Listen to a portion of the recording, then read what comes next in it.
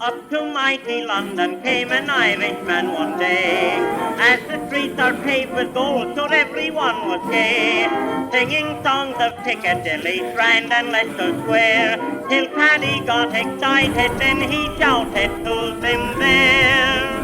It's a long way to Tipperary, it's a long way to go. It's a long way to Tipperary, to the sweetest girl I know. Goodbye, Piccadilly, farewell, Leicester Square. It's a long, long way to Tipperary, but my heart's right there. It's a long way to Tipperary, it's a long way to go. In mid-September 1916, on the Somme front, the British became the first army to deploy tanks in combat. How this came to pass is a complicated story. The Royal Navy oversaw the genesis of the tank, an outgrowth of naval use of armoured vehicles from the earliest days of the First World War. These consisted of armoured cars operated by the Royal Naval Air Service to rescue downed pilots behind enemy lines using the network of French and Flemish roads and country tracks. As soon as positional warfare with lines of trenches and masses of barbed wire came to the Western Front, wheeled vehicles could only be used to patrol behind the lines. Most of the naval armoured cars were therefore sent to fight in other theatres after 1915.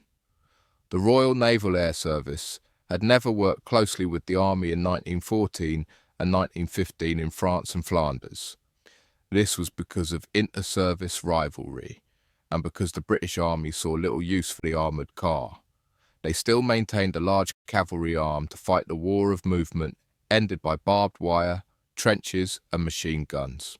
The Army's lack of interest in armoured cars in 1915 was a missed opportunity because the tank might have been developed earlier had the armed services worked together. The war fought in the trenches on the Western Front throughout 1915 taught the British Army brutal lessons. The British Expeditionary Force suffered terrible casualties for little gain.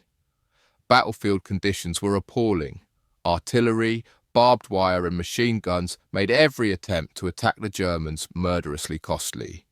The deep mud and shell holes made wheeled vehicles almost useless. The human cost to trench warfare drove the development of an armoured trench crossing vehicle, a landship. This became the tank, the product of 20 months' work by the Landships Committee. The members of the Landships Committee were the fathers of the tank. They faced many challenges. 1915 was a time when the Army General Staff was tactically conservative and resources were scarce. The Army's establishment was parochial, with influential officers protecting their own arms of service. Britain was in course of raising Kitchener's new army. The infantry, artillery, cavalry and engineers were prestigious parts of the army, who looked after their own and disliked change. Only the scale of British losses convinced the army that new ideas had to be considered, and this process really began after the Battle of Loos in late 1915.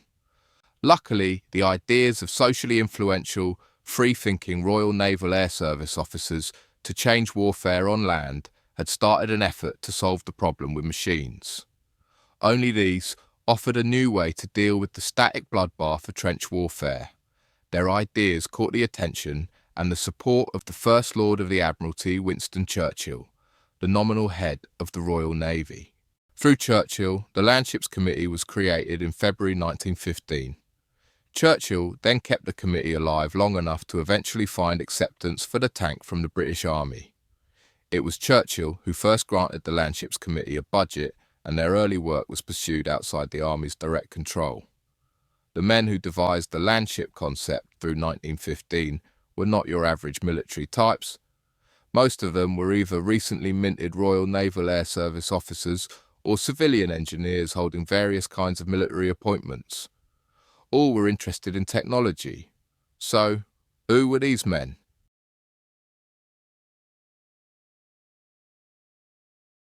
Sir Winston Churchill needs no introduction. In those days, he was the First Lord of the Admiralty. Churchill never devised or proposed the necessary characteristics of the landship idea, but he was instrumental in advancing the ideas of others. It was Churchill who convinced others in power that the Landships was a viable idea.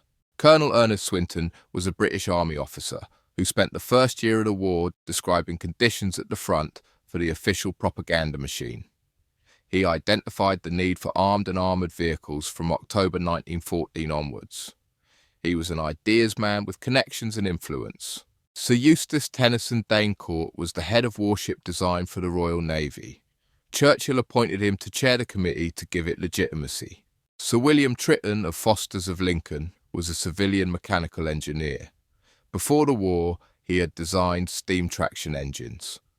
Tritton had first travelled to the Admiralty to meet Churchill in September 1914 with the idea of designing a trench crossing machine. Tritton went on to become one half of the first tank design partnership in history. Albert Stern was an established London banker, one of several rich super patriots in London who rushed to sign up at the beginning of the Great War. Stern joined the Royal Naval Air Service Armoured Car Division in 1914 as a lieutenant. He had no military training, but he was keen to serve his country. He even offered to buy his own armoured car. The concept of adopting the combustion engine to mechanise the army and to create a mechanised machine gun destroyer had been proposed by Swinton from the early weeks of the war. After the terrible losses of the war's first months, the idea to design and build a landship was shared with Sir Winston Churchill during the Christmas season of 1914. Churchill wanted to explore the idea using naval resources. On the 22nd of February 1915, Churchill formally set up what became the Landships Committee. Sir Eustace Tennyson Danecourt, better known as a designer of battleships, was the first chairman. The qualifications for membership were very vague, and Churchill reached out to all officers of his acquaintance who were experienced with heavy vehicles. One Colonel Dumble was invited to join due to his experience of running the London Transit Service. That same day, the first meeting was held to discuss the concept of a land battleship.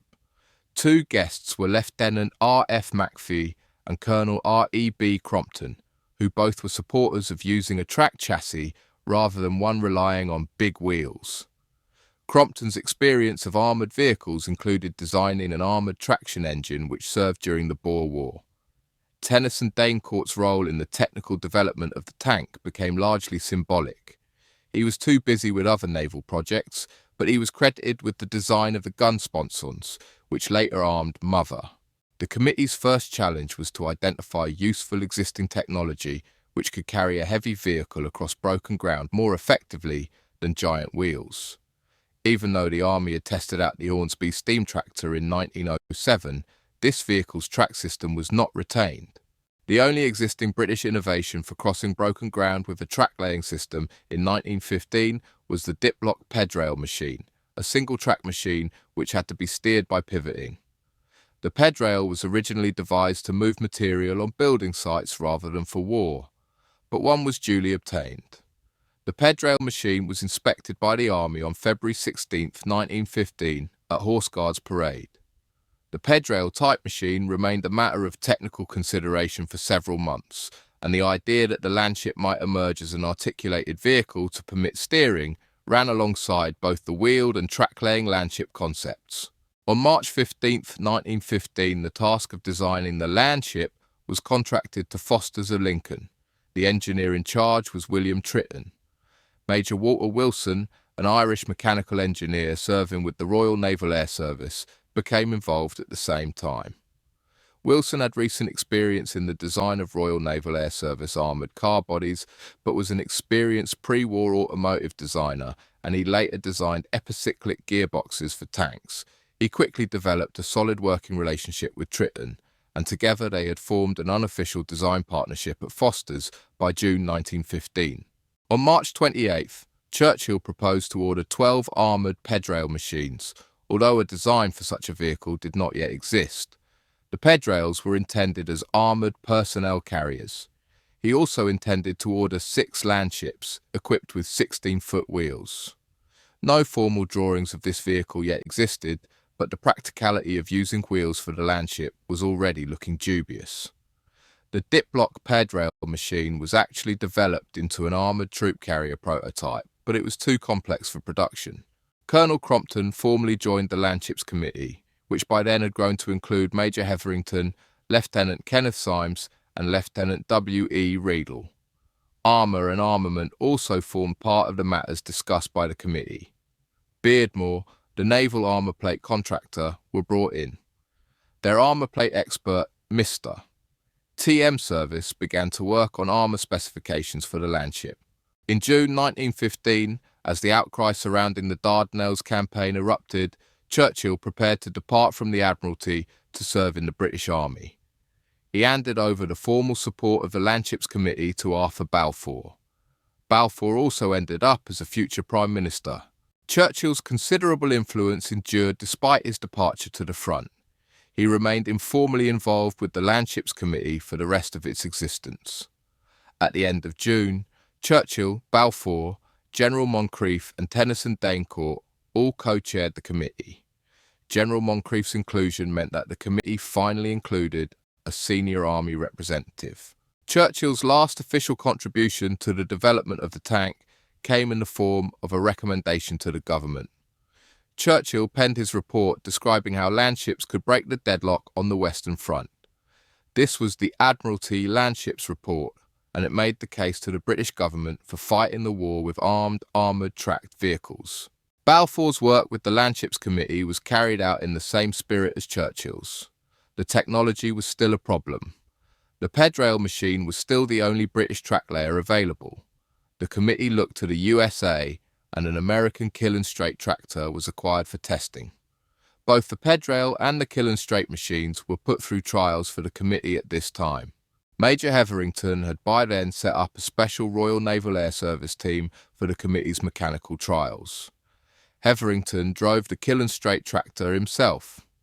Hetherington, a remarkable man, went on to pioneer mechanical systems for all three British armed services. By the time he died in 1951, he had held commissions in the British Army, the Royal Navy, and the Royal Air Force. The kill and straight tractor was evaluated on June 29, 1915, as a mechanised wire cutting system. It was a successful enough first trial that later evaluations were conducted with the kill and straight fitted with an armoured car body. The result of these trials ruled out the pedrail system for its limitations in comparison to the American Holt creeping grip track-laying system. The Holt system therefore became the basis for the Landship's ability to cross the battlefield. Tritton and Wilson took the salient features of the Holt system into their own design for a track-laying system. Unlike some of the Holt designs, the British version did not employ springs in the suspension, opting instead for a rigid system of track frames and unsprung rollers. The basic problem of how the Landship would cross ground, at least in theory, had been solved. Now it was a matter of building a prototype Landship.